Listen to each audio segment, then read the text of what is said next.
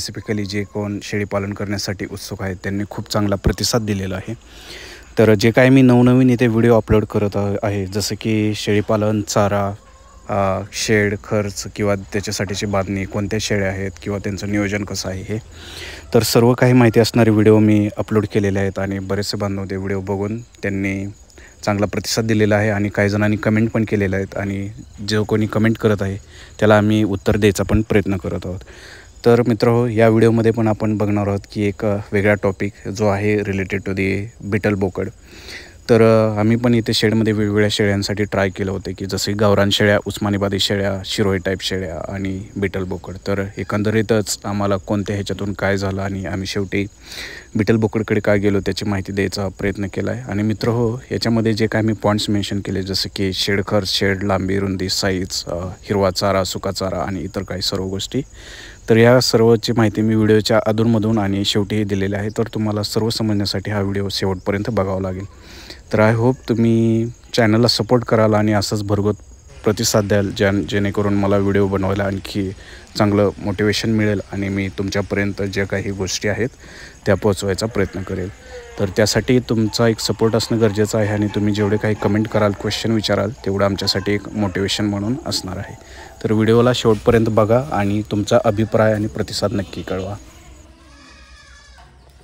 या चॅनलमध्ये आपण बघणार आहोत की जे काय आम्ही बिटल बोकड वगैरे पाळलेलं होतं तर त्याच्यापासून आम्हाला कसं शेळ्यांचं उत्पन्न मिळत आहे आणि जे काय आम्ही शेळ्या वगैरे पाळलेल्या आहेत तर तिथं बिटल बोकड, उस्मानाबादी शेळ्या किंवा काही बिटल शेळ्या आहेत किंवा क्रॉस ब्रीडिंग थ्रू ही कसं उत्पन्न वगैरे मिळलं जाते। तर ही जे काही पिल्लं आहेत तर आता तुम्ही जर मोजली तर किती नंबर मिळू शकतात, 1 2 3 4 5 6 7 8 9 10 11 12 13 14 15 16 17 तिकडे 18, जवळपास हे 18 पिल्लं आहेत। आणखी तिकडच्या कप्प्यामध्ये वेगळे असतील किंवा इकडच्या कप्प्यामध्ये पण बिटलचे वेगळे पिल्लं असतील। तर ह्या बिटल बोकडाचे जर वैशिष्ट्य म्हटलं तर ह्यांचे कान वगैरे खूप मोठे असतात आणि त्यांचं वजन वगैरे जे आहे ते खूप फास्ट वाढतं। तर बरेच जण बिटल बोकडला प्रेफरन्स देतात कारण तुम्ही गावरान शेळी पालन केलं असेल किंवा दुसरं कुठलं केलं असेल उस्मानाबादी, तर तेही आम्ही करून बघितलं, त्याच्यातून फायदा येतो। परंतु जशा प्रकारे बिटल बोकड रिझल्ट देतं ते इतरवाले कुठले देऊ शकत नाहीत। आता ह्याही पिल्लाचे हे बघा कान वगैरे कसे आहेत, लांबी किंवा वजन वगैरे। तर हे जे पिल्लं आहे ते फक्त 1 महिन्याचे किंवा त्यापेक्षाही कमी ह्याचे असणारे आहेत। फक्त बिटल बोकडाचं कसं आहे की ते बिटल बोकड जर आणलं तर ते खूप महाग आहे। आता ते बिटल बोकड आहे तिकडच्या साईडला ते उभं राहिलेलं, तर ते खूप कॉस्टली मिळतं। म्हणजे आम्ही जवळपास ते 40,000 रुपयाला आणलं होतं बिटल बोकड। आणि आता एवढ्या सर्व शेळ्या आहेत तर त्या सर्व शेळ्यांसाठी ते एक बोकड यूज होतं आहे। तर आम्ही ह्या बिटल बोकडसोबतच आणखी दुसरं बोकड आहे, तर हे 2 बोकडं हे राहतात। परंतु एकच बोकड जर सर्व शेळ्यांसाठी यूज करायचं असेल तर डेफिनेटली त्याला मीन्स तेवढं शक्य नाही आहे, त्यामुळे मार्केटमधून दुसरे बोकड आम्हाला आणावं लागतं आहे। परंतु या बिटल बोकडामुळे फायदा काय होतं आहे की जे काही बोकडाचे पिल्लं वगैरे होतात ते खूप तंदुरुस्त आणि हे असतात, मार्केटमध्ये त्यांना खूप डिमांड राहते, त्यांची वाढ वगैरे खूप झटपट होते आणि बाहेर मागणी पण असल्यामुळे तुम्हाला हे नक्कीच फायद्याचं ठरतं। बिटल बोकडचे असे खूप सारे फायदे आहेत, परंतु त्याचा थोडासा तोटाही असा आहे की कधीकधी एका शेळीला फक्त 2च पिल्ले होतात किंवा 1च पिल्लं होतं, क्वचित 3 किंवा 4 पिल्ले होतात। आणि समजा जरी 3 किंवा 4 पिल्लं झाले मित्रांनो तरी ते धोकादायक असतं, कारण एक शेळी तेवढं दूध वगैरे देत नाही, तर शेळी पण तेवढं सक्षम पाहिजे दूध वगैरे द्यायला, तरच ते हे होतं आहे। पण जरी एका शेळीला 2 किंवा 3 पिल्ले झाली ना तरी तुम्हाला खूप हे परवडणार राहते। आता हे जे काही आम्ही बोकडं आहेत ते 3 ते 4 महिने किंवा 5 महिने सांभाळतं, त्याच्यानंतर हे बोकडं वजन काट्यावरती वजन करून दिलं जातं। आणि तुम्हाला तर माहीत आहे की सध्या सिच्युएशन कशी आहे, मटणाचे भाव वगैरे किंवा बोकड जे कोणी शेळीपालनासाठी करत असेल त्याला किती डिमांड वगैरे आहे। तर 3 ते 4 महिन्यामध्येच एका बोकड म्हणजे जवळपास त्याची रेंज आम्ही कमीत कमी 10,000 रुपये होईपर्यंत ठेवतो. मीन्स त्या लेवलला आम्ही वजन वगैरे वाढवतो आणि त्याच्यानंतरच ते विकलं जातं. तर तेव्हाच ते परवडतं आणि याच्यातून नफा वगैरे जातो. तर मित्रांनो, बऱ्याच जणांना प्रश्न हाही असेल की एवढ्या शेळ्या वगैरे आहेत, तर ह्याच्यासाठी चाऱ्याचं वगैरे कसं नियोजन केलं आहे किंवा काय. तर मित्रांनो, मी एक व्हिडिओ अपलोड केला, एक नाही असे जवळपास खूप व्हिडिओ आहेत. आणि एका व्हिडिओमध्ये मी माहिती दिलेली की मी कसं सुबावळ केलं आहे किंवा गिनीगोड लावला आहे, दुधी गवत लावले, मका लावले. तर त्याची सर्व A to Z माहिती सांगली. तर तुम्ही चॅनलला या सबस्क्राईब करा, लाईक करा व्हिडिओला किंवा चॅनलमध्ये जाऊन तिथे ते व्हिडिओज बघा. कारण यूट्यूबचा अल्गोरिदम हे व्हिडिओ सगळीकडेच पसरवत नाही आहे. त्यामुळे कधीकधी मला जो पाहिजे तो कंटेंट तुमच्यापर्यंत येत नाही.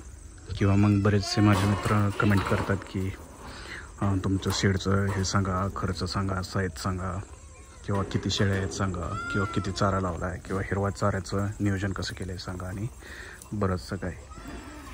तर काही जे रेग्युलर व्हिडिओ बघणारे बांधव आहेत, मग त्यांना हे वाटतं की मी तोच व्हिडिओ परत अपलोड करत आहे, तीच माहिती सांगत आहे. तर असं व्हायला कामा नाही. त्यामुळे मी म्हणतो की तुम्ही पाठीमागचे पण व्हिडिओ बघा.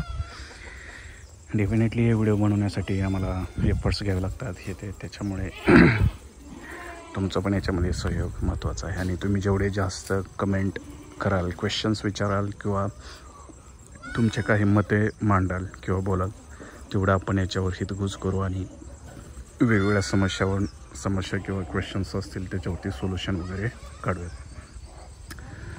तर तुमच्याकडे तुम्ही कुठल्या प्रकारच्या शेळ्या वापरता, कसं नियोजन आहे, शेड वगैरे तुमच्याकडे कसं आहे, तुम्ही कितीपर्यंत बोकड विकता वजन झाल्यावर, की कसं की तुम्ही वजन काटा करून हे करता. तर मित्र, आम्ही काही वेळा शेळ्या किंवा बोकड हे मुंडीमच्या बाजारामध्ये नेऊन विकतो. तर मी तिथला एक व्हिडिओ काढेन.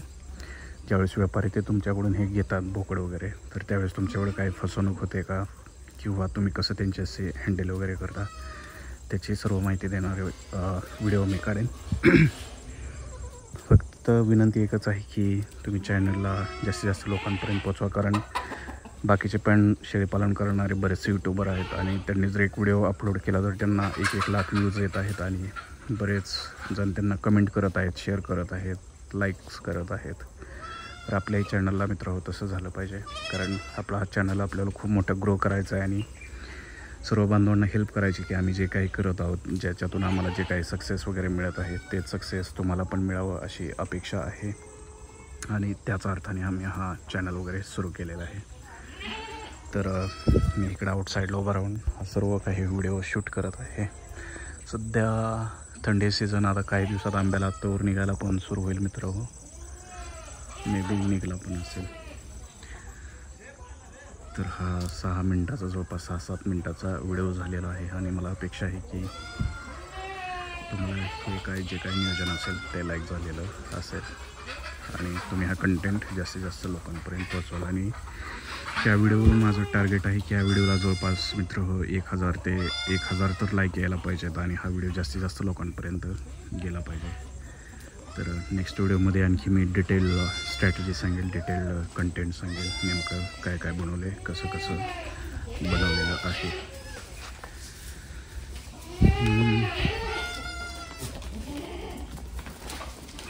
तर ही जी कॅरेट आहेत मित्र, तर छोट्या पिल्लांना इथं काय खाता वगैरे येत नाही, त्यामुळे ते कॅरेट वगैरे ठेवलं. आणि बाहेरच मका काढायला सुरू आहे, त्यामुळे सर्व शेळ्या वैरण खायची वाट बघत आहेत.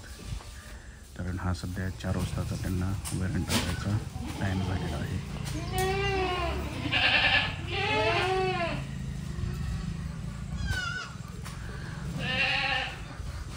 तर इथे लहान पिल्लांना खायला येऊ म्हणून त्यांना अशा पद्धतीने हे बांधलेलं असतंय.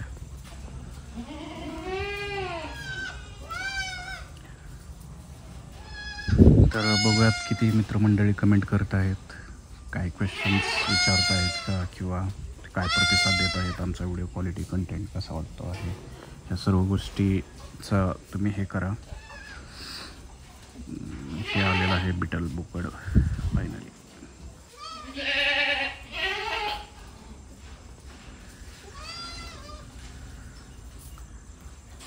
तर एक यूट्यूब कंटेंट क्रिएटर म्हणून किंवा एक तुमचं हे म्हणून मलाही तुमच्याकडून प्रतिसादाची अपेक्षा आहे.